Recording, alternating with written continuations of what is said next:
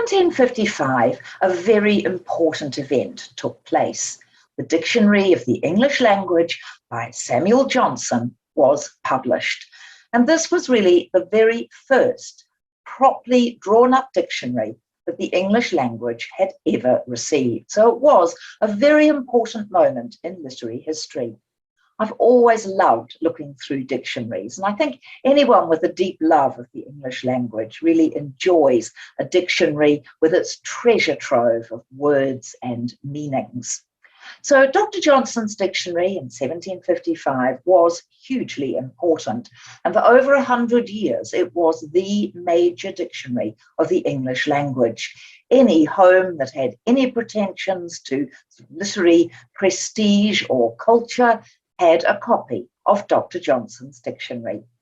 Now, we know a lot about Dr. Johnson and his struggles to write the dictionary, much of which happened at his wonderful London home in Gough Square, a fabulous literary museum that you can visit today. And we know a lot about Dr. Johnson. He became doctor after writing the dictionary because of his friend Boswell, who published the fabulous biography, The Life of Johnson, which came out in 1791.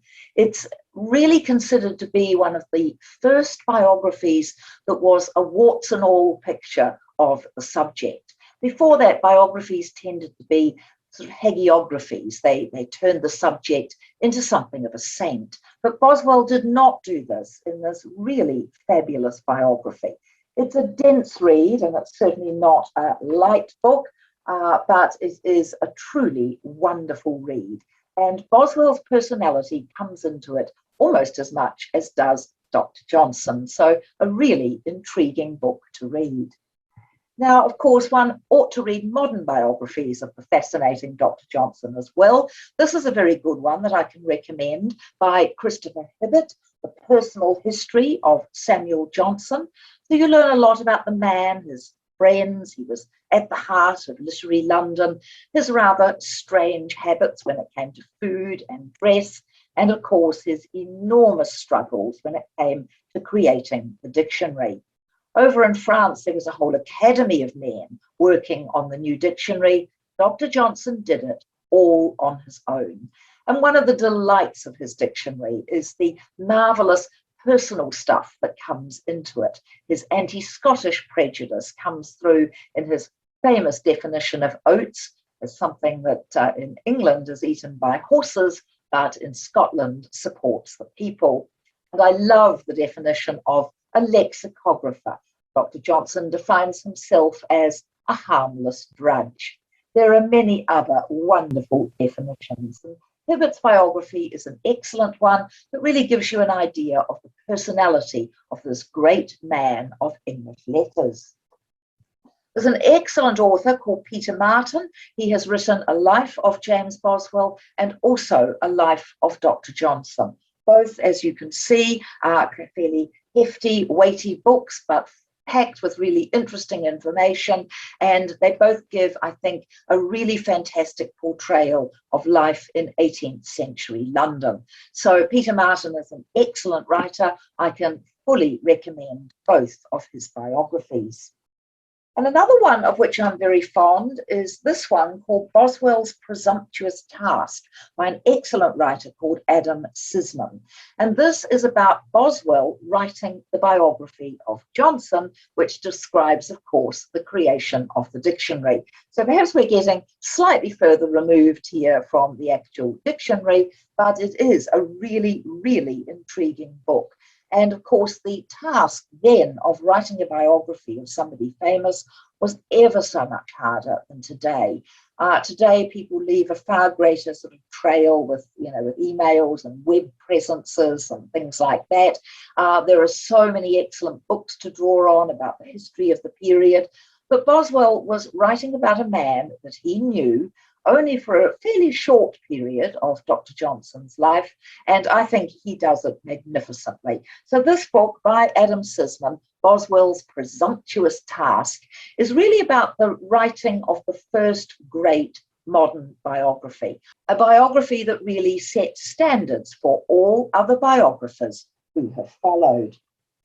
Now, there are some other delightful books about the quirkiness and the actual words in Dr. Johnson's dictionary by a very, very good English author called Henry Hitchings.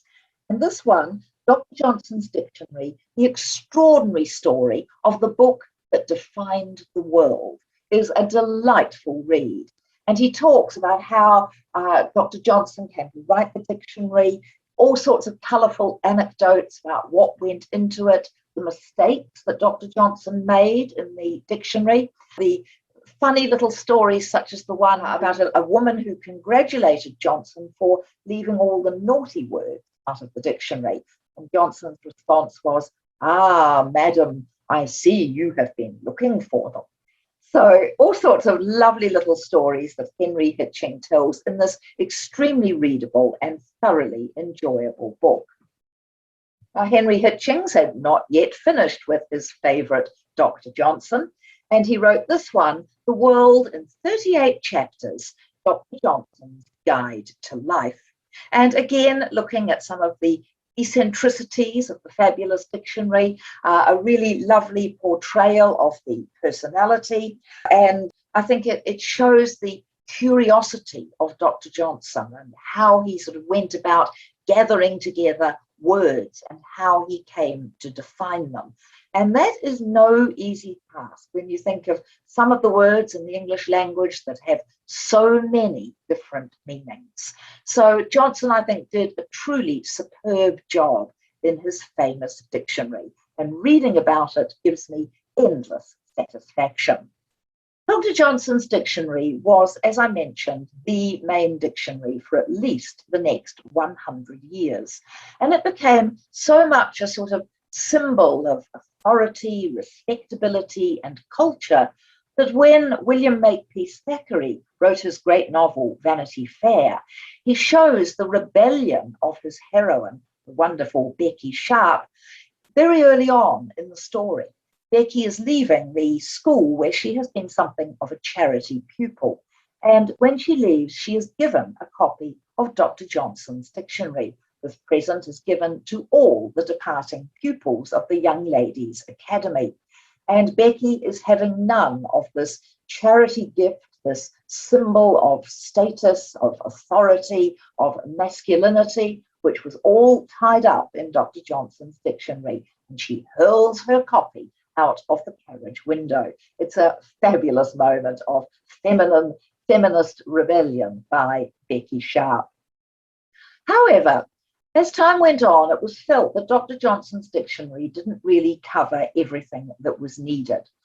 He had not included every single word, including those naughty ones that got left out, and it was felt that a really authoritative, full, utterly comprehensive dictionary of the English language was needed.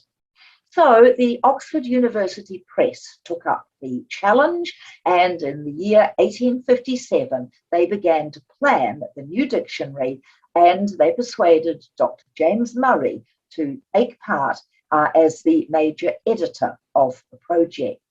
So Murray took on this phenomenal project. He actually never lived to completely see the end of the dictionary, and it was a truly phenomenal task. It was only in 1884 that publication of the dictionary, the first parts of it, began, and of course it would take many, many years before the entire dictionary was published. And it really is a truly remarkable story. Now, the excellent and very popular writer Simon Winchester has written 2 books about the Oxford English Dictionary. The first was really quite a bestseller, The Surgeon of Crowthorne, and it tells the story of Mr. Minor, who was shut up in a lunatic asylum and prison, and he became one of the major contributors to the Oxford English Dictionary. He would write out definitions of words, he would give good examples of their usage from books. He played a huge role in the creation of the dictionary, and yet there he was, shut up in prison because of murder, and yet made this truly remarkable contribution. So I loved reading The Surgeon of Crowthorne, and a movie called The Professor and the Madman has been created from that story. But I actually prefer even more Simon Winchester's wonderful book, The Meaning of Everything. And there on the front cover, you can see Dr. James Murray with his mortarboard on top of his head, and he's sitting there in what was called the scriptorium, where lots of different men, including at one stage J.R.R. Tolkien, many other well-known writers, are busy working away there in the background, filing the various definitions and uses of words. And this was a really, really wonderful book to read. I absolutely loved The Meaning of Everything and cannot recommend it too highly. So if you enjoyed The Surgeon of Crowthorne, I'm sure you'll enjoy this one as well. Now, I don't actually have a copy of it with me, so I'll just have to show you a picture of the cover. But just a year ago, in 2020, another wonderful book came out about the Oxford English Dictionary. And that was a novel by Pip Williams called The Dictionary of Lost Words.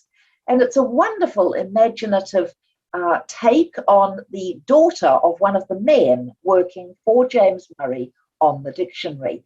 She makes her way into the scriptorium and she starts to pick up discarded words, words that the editors felt just shouldn't actually really be in the dictionary because they were so temporary, or they were not really important enough to be preserved. And this young heroine becomes interested and realizes that a lot of the words that seem to be discarded are to do with women. And she doesn't like to think that women are second-class citizens. So she starts to put together what she calls her Dictionary of Lost Words. And some of them are very vulgar indeed. She goes into rather insalubrious parts of Oxford and talks to poor women in order to pick up more words that she feels ought to be in the dictionary. So it was an unusual novel, I think a very original one and a very clever one, and I really enjoyed reading it. So Dr. Johnson may have been a harmless drudge, as he defines a lexicographer, but goodness me, what an amazing legacy he left the world by creating that first truly wonderful and very, very comprehensive dictionary. He started something that was then picked up by the Oxford English Dictionary. Today, of course, dictionaries tend to be online. We don't have nice physical copies that we can pick up and just allow them to fall open at a particularly fascinating page. The English language is so incredibly rich in words. I can't now remember the word, but a friend of mine who shares my love of words has told me that there is in the English language even a word for the little wrinkles that you get in your wrist, the inside of your wrist, when you bend over your hand. So I've forgotten the word. I must check with her as to exactly what it is. But don't you just love the riches of the English language? And I think that in these two dictionaries, we have books that are historical documents, wonderful tools for research, but also books that we can turn to with pleasure. So thank you, Dr. Johnson. Thank you, Dr. James Murray, for the utterly marvellous dictionaries with which they have enriched the English-speaking world.